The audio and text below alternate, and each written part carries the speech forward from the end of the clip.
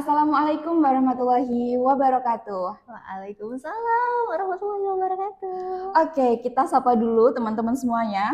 Halo, selamat datang di podcast Konseling.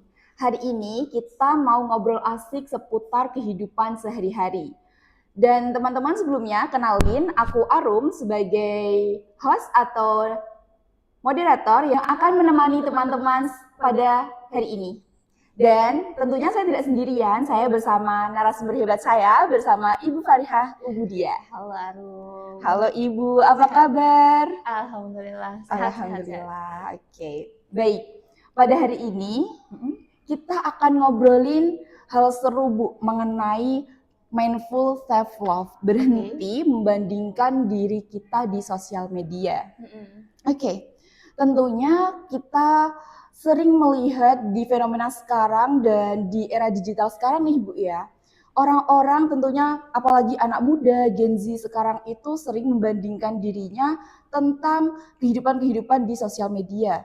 Padahal perlu kita ketahui di sosial media itu tidak hanya sorotan-sorotan yang memang itu ada sesuatu hal yang itu adalah privilege dia, memang itu privilege, tapi kita tidak pernah tahu di belakangnya.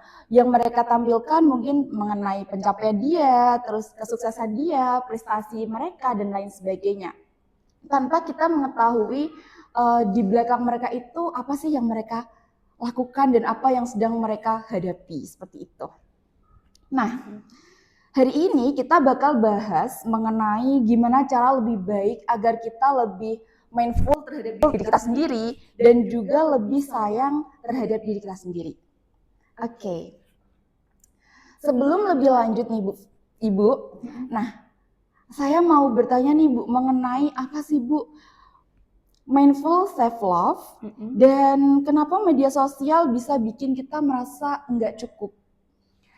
Oke Arum, ini ya sebenarnya apa sih yang membuat teman-teman terutama yang di rentang usia 20-an mungkin sampai 25-an gitu ya suka membanding-bandingkan diri yang dibandingkan dengan apa yang kita lihat di media sosial.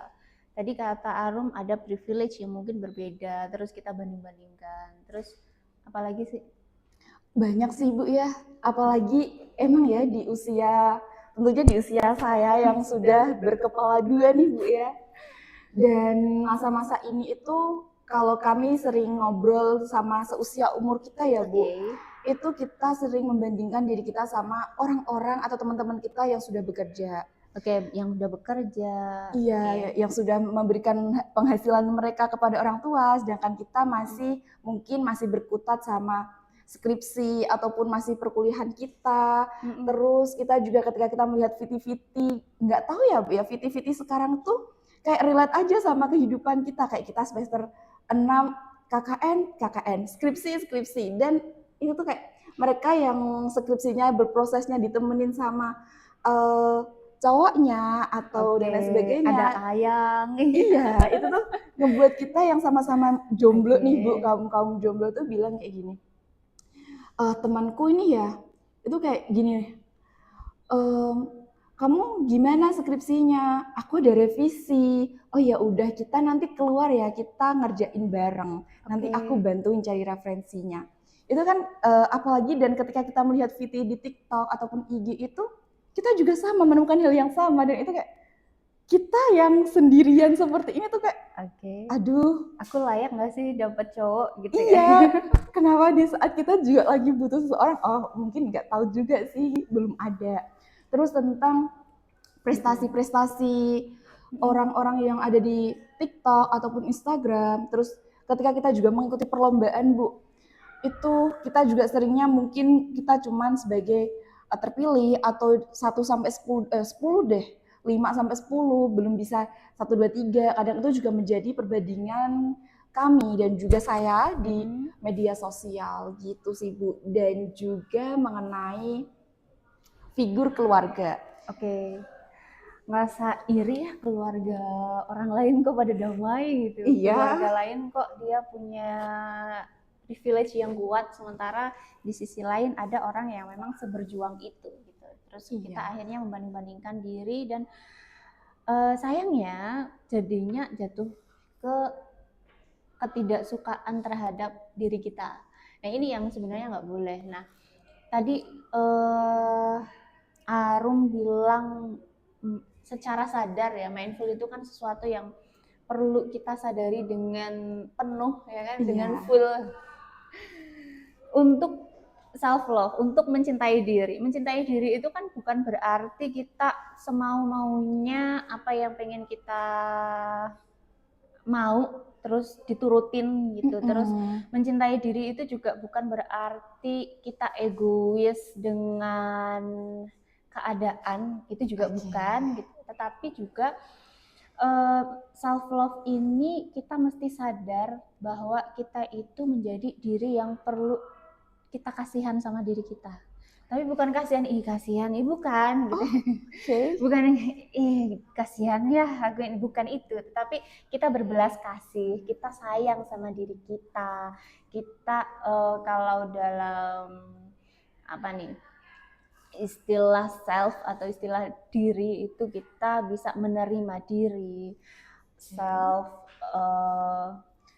apalagi self cherishing juga termasuk ya. Selain tadi berbelas kasih, kita bisa menerima diri, kita juga bisa menyemangati kepada diri kita, sampai kita juga satu lagi self love satu lagi yang terutama bagi kita umat yang beragama adalah kita self transcendence. Kita beribadah itu termasuk juga karena kita cinta sama diri kita. Nah, dengan keadaan tadi nih, self love tadi nih, terus apa sih yang mau dibanding-bandingkan? Buat apa sih kita tuh ngebanding-bandingin antara pencapaianku dengan pencapaiannya dia yang entah itu bentar, kamu sukanya ngebandingin dengan teman yang satu angkatan atau memang random aja, kok dia kayak gitu ya, kayak gitu-gitu. Random aja sih Bu. Iya, buat apa ya Bang? Apa yang kita kayak misalnya nih Bu, kita kan semester 7 ya Bu ya, saya semester 7 nih Bu. Kadang tuh lihat teman-teman udah pada bimbingan nih Bu ya, kita juga sama bimbingan kayak gitu, terus dia upload gitu, bab 2, bab 3 kayak gitu, terus kayak aduh aku masih bab ini nih, kayak gitu. Itu menjadi perbandingan juga sih Bu, kayak random aja. Itu terus positif atau negatif?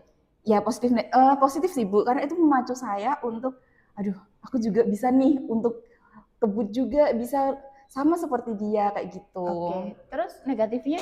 Negatifnya enggak ada berarti? Enggak ada sih Bu. Berarti benar, kamu boleh banding-bandingin sama orang lain? Boleh tapi nggak boleh juga sih. Boleh tapi nggak boleh itu gimana? Gimana coba? Ya tadi ya, berarti tadi kan kamu bilang positif.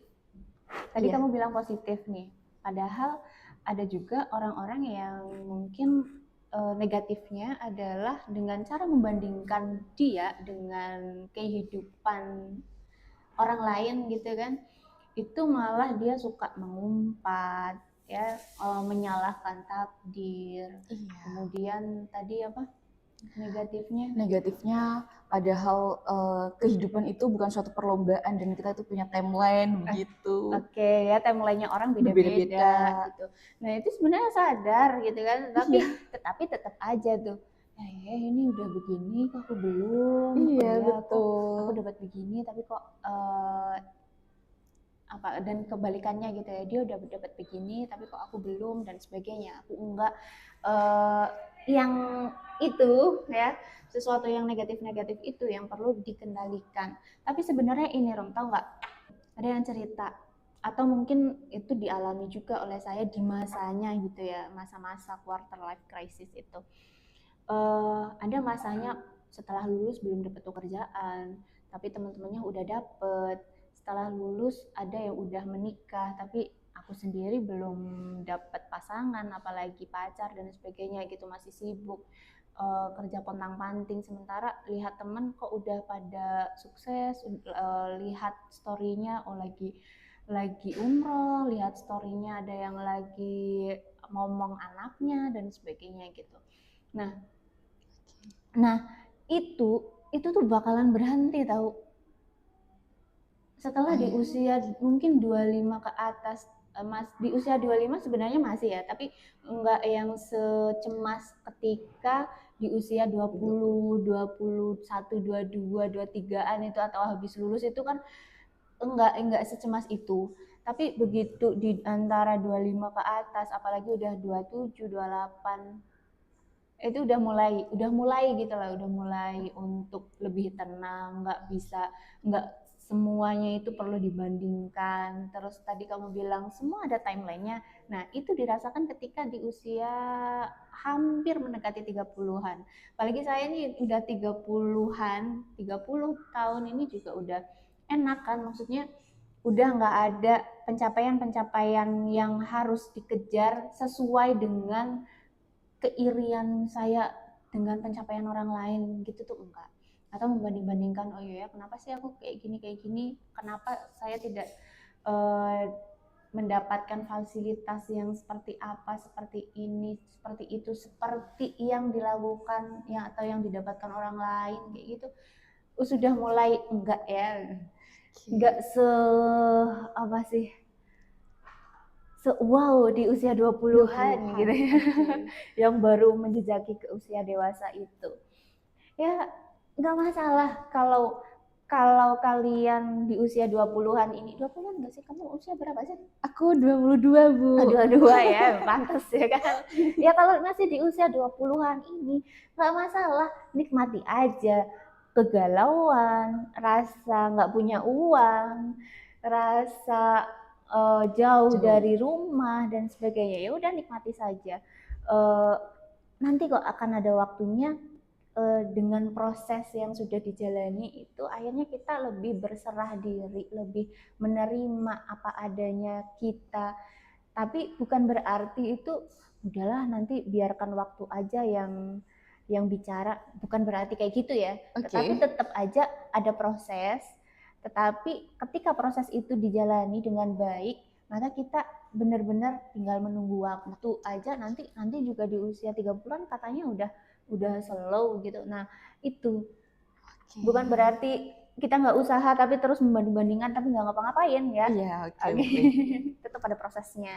Oke, ternyata mindful self love itu ada penerimaan diri, dan bagaimana kenapa kita merasa enggak cukup itu ternyata juga berasal dari diri kita sendiri ya, Bu ya. Iya. Salah satunya adalah kita kurang menerima dan kita sering membandingkan, padahal kita juga punya timeline sendiri, dan Betul.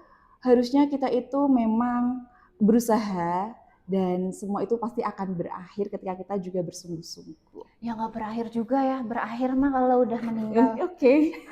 Ya, berakhir di sini artinya adalah ketika kita Udah memang berkurang gitu ya. berkurang. Oke. Oke, betul.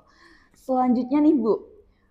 Lalu apa sih, Bu, yang membuat kita terlalu cenderung membandingkan diri kita di sosial media? Dan bagaimana kalau dipikir-pikir hampir semuanya itu terjebak dengan cara mereka itu membandingkan diri di sosial media, dan gimana caranya kita sudah masuk di comparison trap. Banyak banget pertanyaannya. Oke. Tapi ini deh, Bener kalian sih. memang membanding-bandingkan diri itu lihat di mana? Bukannya kalau sesama kalian nggak pernah bikin story ya? Di silent, Bu. Di saya. Kayaknya lebih, aku nggak tahu sih. Kebanyakan dari teman-teman aku sih gitu ya, Bu. Mereka itu yang diperlihatkan cuma teman terdekatnya. Oke, berarti kamu kan teman terdekat, kamu iri sama temanmu. Enggak, kalau aku ya kadang enggak sih, Bu. Kadang aku cuman enggak sih, kalau iri kadang enggak, cuman kadang di beberapa kayak misalnya ya tadi di keluarga itu kadang keluarga orang tuh gini ya kayak gitu, tapi it's okay lah karena memang setiap orang itu punya apa ya yang namanya kehidupan masing-masing, dan suatu saat pun kita juga punya, dan bagaimana tentang keluarga kita yang mungkin tidak utuh dan lain sebagainya. Semoga kita juga bisa membangun keluarga yang dikatakan cemara itu. Ngomong-ngomong keluarga, ini pertanyaan kita simpan dulu mengenai apa tadi, trap, jebakan kita ketika kita sering membandingkan diri kita secara terus menerus. Oke, comparison trap tadi. Nah, ada ngomongin tentang keluarga tadi ya. Kenapa kita mesti self love? Iya. Ini di luar media sosial juga maksudnya ya. Bukan, saya nggak paham seseorang itu bakalan membandingkan dengan dirinya sendiri yang lagi struggle, yang lagi punya masalah tadi, dia harus berjuang sendirian. Kemudian dia membandingkan dengan media sosial atau teman-temannya atau enggak gitu, saya nggak paham. Tapi ada juga orang yang mungkin tadi kamu nyebut keluarga ya, ada orang yang di keluarganya mungkin dia tidak diterima, dia punya masalah, kemudian dari permasalahan itu akhirnya dia mencari keamanan di tempat yang lain, kenyamanan dari orang lain yang itu di luar dirinya, di luar keluarganya. Ada yang mereka rela untuk keluar dari rumah, keluar pulau, dia merantau tanpa ada bekal apapun gitu ya. Yang penting saya maunya keluar dari rumah ini gitu kan. Nah, hal itu tuh kan nggak tahu kan, dia berasal dari membandingkan kayaknya kalau kehidupan di kota ini enak deh, atau di luar rumah itu enak deh dan sebagainya, itu saya nggak tahu ya. Tetapi ada juga yang kayak gitu. Nah, dari situ orang itu akhirnya, individu tadi akhirnya ngerasa bukan sebagai self love, bukan jalur untuk mencintai diri, tetapi bentuk sebuah pencarian siapa nih yang mau mencintai aku. Oke. Nah, ini yang salah. Oke. Salahnya apa? Ketika dia kalau ketemu sama orang baik, Iya sih Bu, itu oke. Betul. kalau ketemunya sama orang yang manipulatif, ketemunya sama orang-orang yang menipu, morotin kita udah dalam jebakan keluarga yang asalnya itu tidak baik-baik saja, dia keluar dari rumah, dari zona menyeramkan itu, pengen ke zona yang lebih nyaman ya, dikiranya yang mungkin lebih bebas bagi dia, tetapi ternyata yang dia temui adalah jebakan baru. Oke. Karena apa? Dia tidak memulai dari dirinya sendiri. Dia tidak memulai dengan mencintai, membelas kasih kepada dirinya. Dia tidak menerima dirinya terlebih dahulu. Tetapi malah ngomonginnya, menawarkannya, kalau bukan keluargaku terus siapa lagi? Kak, saya kan butuh juga dibelas kasihani sama orang lain. Saya butuh, kalau dalam Maslow itu kan kebutuhan salah satunya diterima, dicintai, kebutuhan sosial itu kan. Oke, betul. Kebutuhan dihargai. Nah, itu dia nyari kepada orang-orang asing, strangers aja dia cari gitu. Nah, ini yang salah ya. Nah, tetapi banyak juga orang-orang yang kayak gitu. Nah, kalau mungkin dari kita itu ngerasa demikian, maka tindakan yang perlu dilakukan adalah self love dulu. Sadari dulu kekurangannya kita apa, kelebihannya kita apa. Kalau kelebihannya diri kita terima dengan baik ya, nggak masalah ya. Nggak masalah. Tapi kalau kekurangan ini yang susah. Iya, terkadang susah sekali. Iya.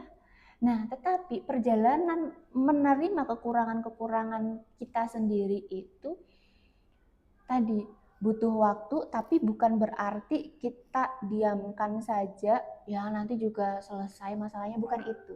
Semuanya itu berproses terus dengan usaha-usaha yang bisa kita lakukan. Misalnya tadi kamu bilang mindfulness, dengan berpikir yang lebih tenang, apa yang sudah kita lakukan itu kita maknai dengan baik.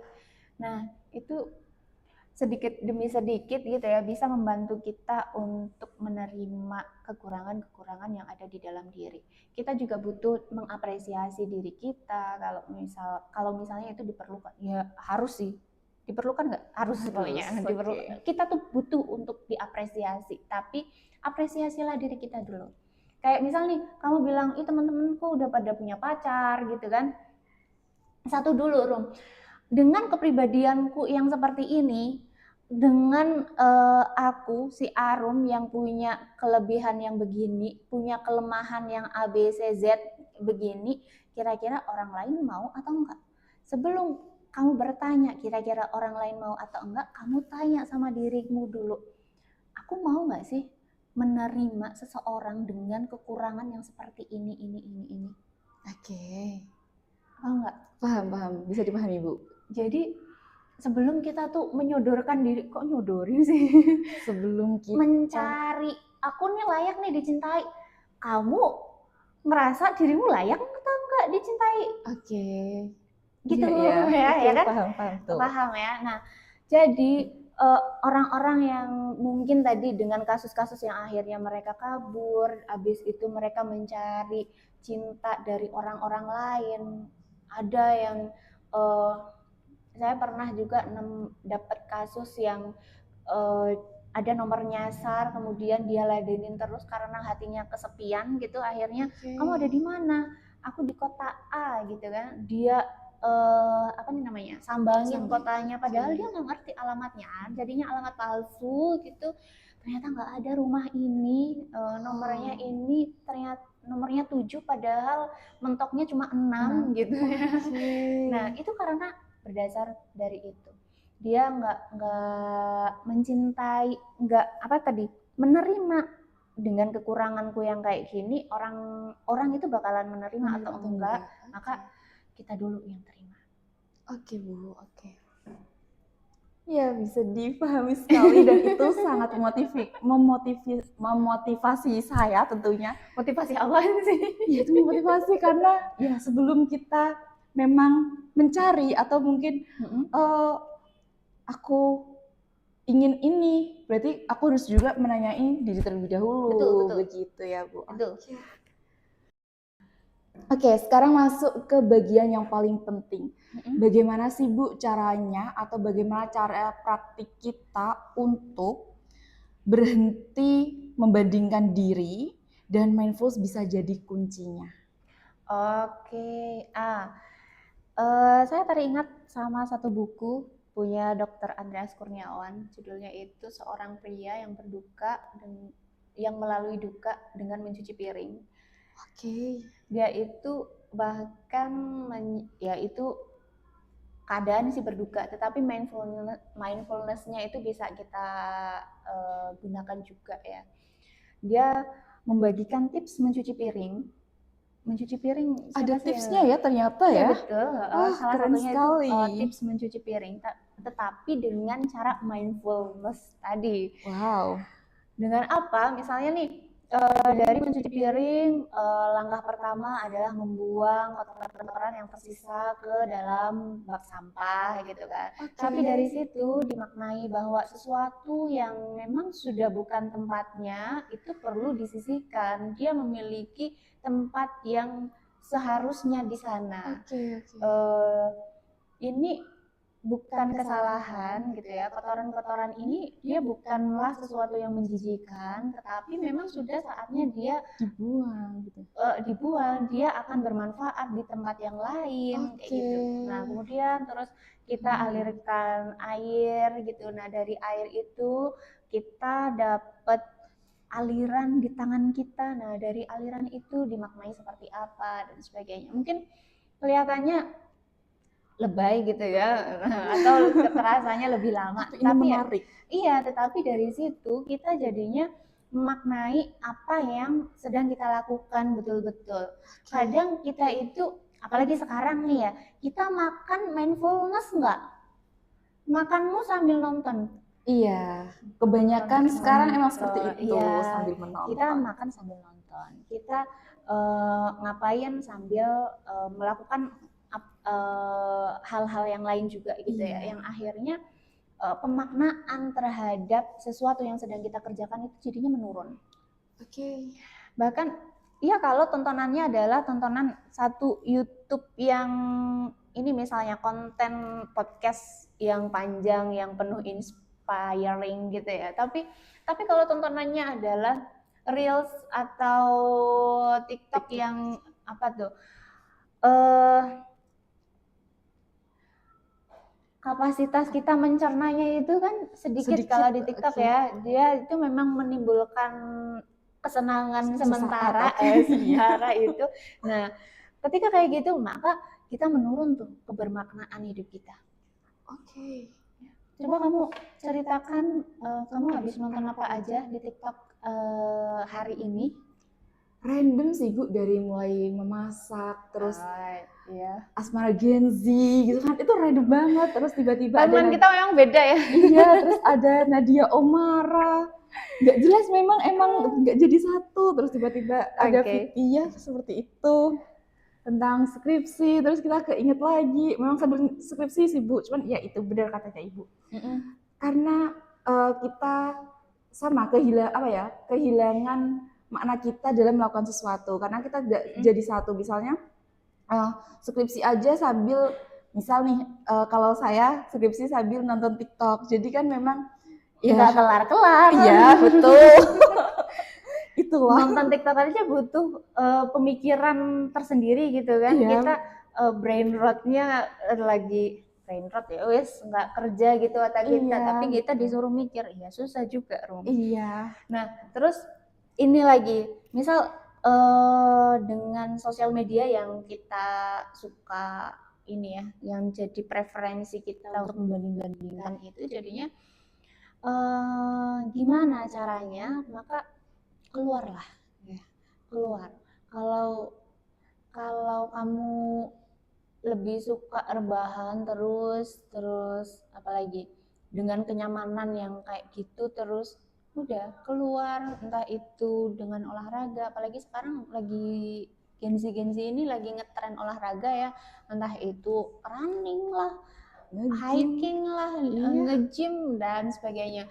Keluarlah ya, karena dengan agenda-agenda atau kegiatan itu kan kita menghilangkan HP kita, Iya, bukan menghilangkan ya, kita menyimpan sesaat udah lupa sama HP gitu ya. Iya, nah dari situ itu menjadikan kita lebih memaknai, kalau bahasanya itu kita bertafakur lah ya. Iya, bertafakur, grounding lah, ketemu sama orang yang real gitu. Iya, betul. Yang nyata, ketemu tetangga, ketemu teman, ketemu siapa, hewan-hewan yang ada di lingkunganmu kamu temuin pun nggak masalah. Nah itu sebagai peralihan aja.